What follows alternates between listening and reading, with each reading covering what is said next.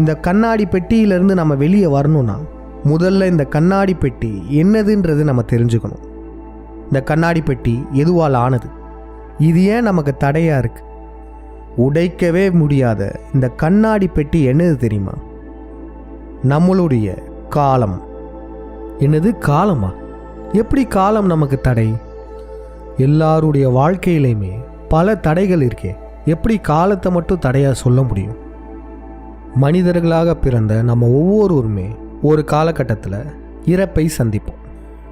ஒரு குறிப்பிட்ட காலம் வரையும் தான் இந்த உலகத்தில் நம்மளால் வாழ முடியும். அந்த குறிப்பிட்ட காலத்துக்குள்ளே நம்மளுடைய ஆசைகளெல்லாம் நம்ம நிறைவேற்றுகிறோம். அதுக்காக தான் தினம் தினம் மக்கள் நம்ம உழைக்கிறோம். நம்மளுடைய எல்லா தடைகளையுமே நம்மால் சரி செய்ய முடியும். ஆனால் இந்த காலத்தை மட்டும் நம்மளால் கண்ட்ரோல் பண்ணவே முடியாது.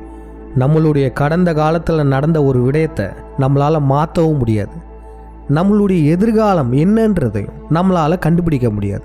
இருக்கிற ஒரே வழி நம்ம நிகழ்காலத்தில் வாழ்கிறது தான். இப்போ நம்ம சூரிய குடும்பத்துக்குள்ளே இருக்கோம்ல, இந்த சூரிய குடும்பத்தை கடப்பதற்கு நமக்கு பல ஒளியாண்டுகள் தேவைப்படும். அப்போனா பார்த்துக்கோங்க, இந்த பிரபஞ்சத்தெல்லாம் கடந்து போகிறதுக்கு எத்தனை லட்சம் ஆண்டுகள் தேவைப்படும்.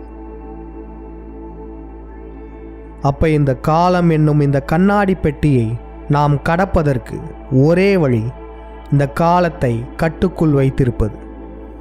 கால பயணம்.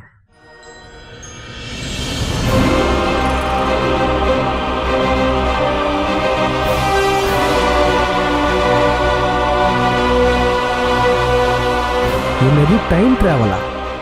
அதெல்லாம் சாத்தியமா?